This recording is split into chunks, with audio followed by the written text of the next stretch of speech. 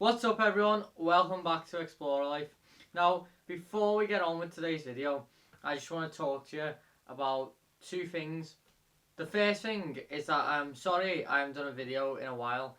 You know, I've been proper busy with uni, getting exams done, final year. That's finished now, so hopefully I'll have a lot more time to get content created and get it out there for you. And then the second thing is that you haven't seen a van video in ages. I don't know how long it's been. It's been well over a month. We haven't worked on it in a while, and again, that is because of exams. So now that uni's done, we have all summer to work on it. So you will see van videos. We are still working on it, but it's very slow. Any problems that we have just take even longer because we haven't got much time to do it. But now that uni's out the way, we should start working on it. Also, if you're new here, please consider subscribing because it's free to do. And if you don't like content in the future, then you can always unsubscribe. But if you subscribe now, it does really help me out. Anyway, let's get on with today's video as we're heading off to one of the biggest caves in the UK. That's Thors Cave.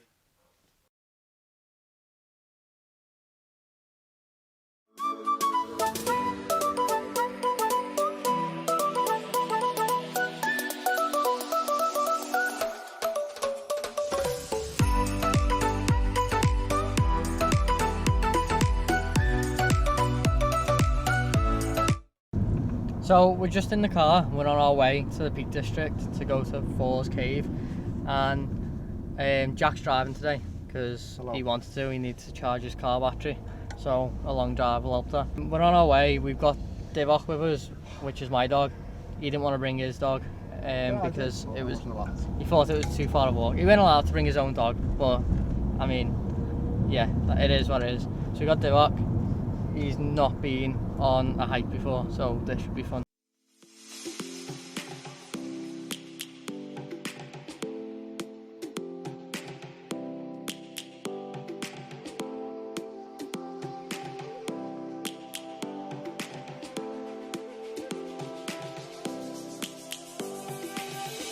Lions roaring in the morning sun, searching for a longer day.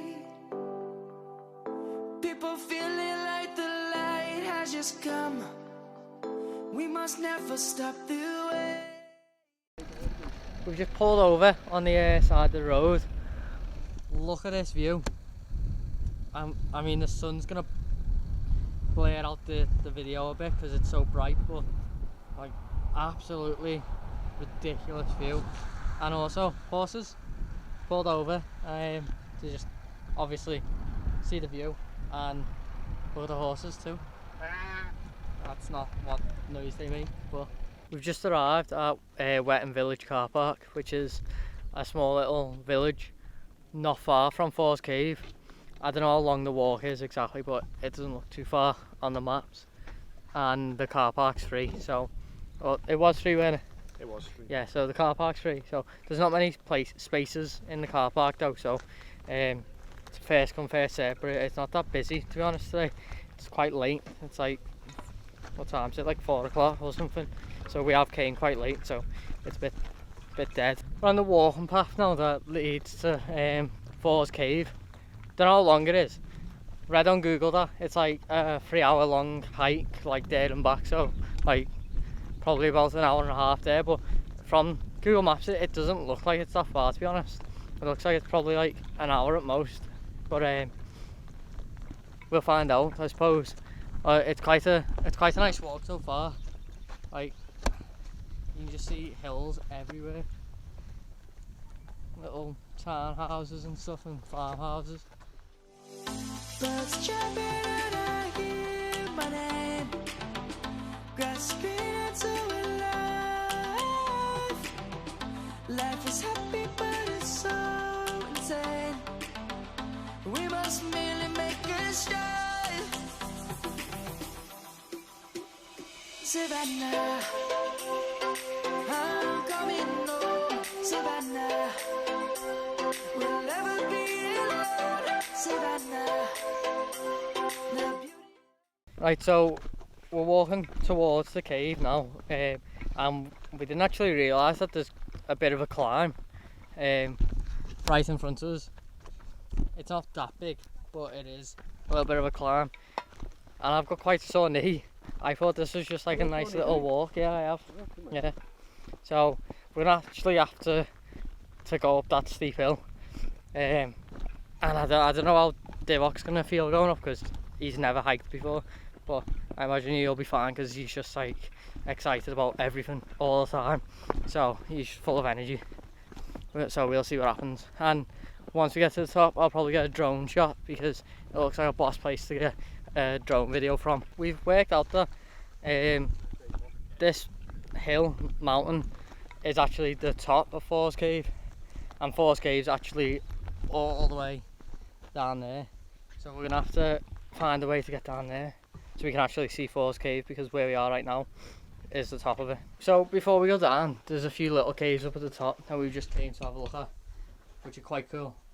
They're only small, but they have some good views. And then there's this one that goes into the actual rock face, but it doesn't go that far back, but you can see quite clearly. I mean, it's full of litter, which is awful, barbecues and stuff, but you know, it is what it is. But if we come through here, like, just look at that view, absolutely amazing. I mean, there's not many places you can get views like that. So we're actually at the cave now, and from down here it actually is massive. Like from above it didn't look that big, but when you like inside, like down below it and get like to the mouth of the cave, it actually it looks so big. Although it doesn't go that far back, to be fair, because it is only it's only a small mountain, like a thin mountain, so it's not too deep. What were those chains for up there? But it is mad.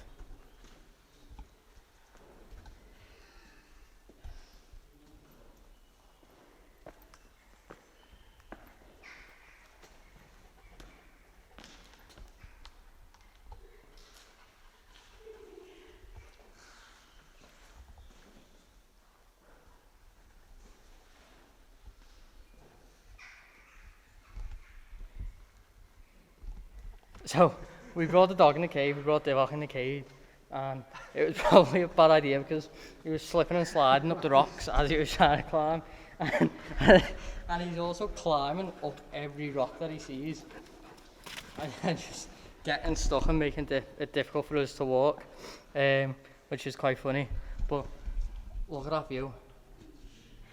There's a little crack in the side of the cave, and the view's ridiculous. I'm not sure if you can get in and out this way. It's quite steep and tight, but yeah, it is ridiculous. It's quite a big cave.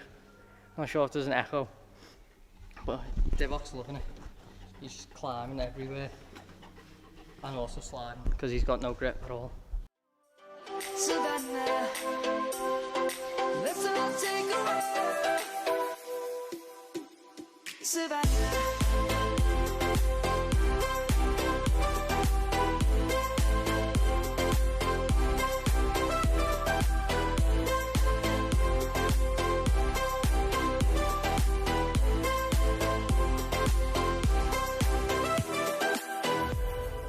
Lions gonna come. The birds have just begun. So we've just got out of Thors Cave. We're on the way back to the car now, and I mean, as you can see from the drone footage, like, wow, what a cave. I mean, the actual walk to it and the climb to it is not really anything special. I mean, it's a very small climb, if anything, and the walk is not that interesting. Like, it's a walk through the country, so yeah, you see fields and you see hills and mountains and you see views like that, absolutely amazing views. Already showed you it, but apart from that, I mean, it's not as interesting as the cave itself. Obviously the cave's quite small though, so there's only about 30 feet of walking room in there, so you can pretty much go in and see it all within a few minutes and and then be done and ready to leave. But if you do decide to do a bit of climbing, if you climb to the very top above the cave, which is where we were earlier on in the video, the view is ridiculous. It's so much better than the view down here. You got a view from all sides, 360 degrees. Sorry about the camera tilt. And yeah, there's a load of flat spots up there where you can just chill, have a drink, have some food, and just watch the sunset really. So yeah, it's well worth coming. So we just stopped then, we had a little break. We had our lunch and stuff because we haven't eaten since this afternoon. And whilst we've been sat here, we've just been watching the sun basically start to set. And we're not going to stay and watch it set because it's like a 2-hour drive home. So we're just going to start heading back now. We're going to walk to the car park and get home. But it definitely looks like it would be worth doing if you've got time. If you're camping around here or whatever, just chill, especially on the top of the cave itself, sitting on there and just watching the sunset. I couldn't think of anything better, to be honest.